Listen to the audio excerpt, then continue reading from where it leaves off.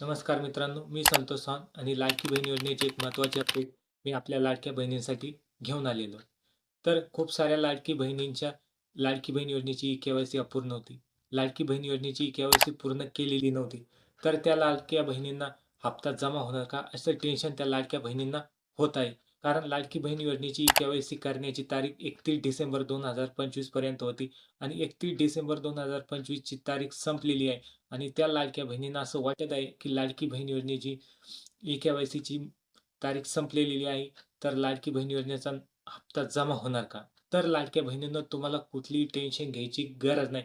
कारण लाडकी बहीण योजनेची ई-के-वाय-सी करण्याची तारीख ही वाढवण्यात आलेली आहे आणि लाडकी बहीण योजनेची ई-के-वाय-सीची मुदतवाढ 30 जानेवारी 2026 पर्यंत करण्यात आलेली. तर त्यासाठी लाडक्या बहिणींनो, लवकरात लवकर ई-के-वाय-सी पूर्ण करून घ्या. नाहीतर तुम्हाला त्यानंतर लाडकी बहीण योजनेचा हप्ता तुमच्या अकाउंटला जमा होणार नाही. तुम्हाला लाडकी बहीण योजनेचा लाभ सुद्धा घेता येणार नाही. तर असेच कामाचे व्हिडिओ बघण्यासाठी या चॅनलला सबस्क्राईब करा आणि ह्या व्हिडिओला एक लाईक नक्की करा. जय हिंद, जय महाराष्ट्र.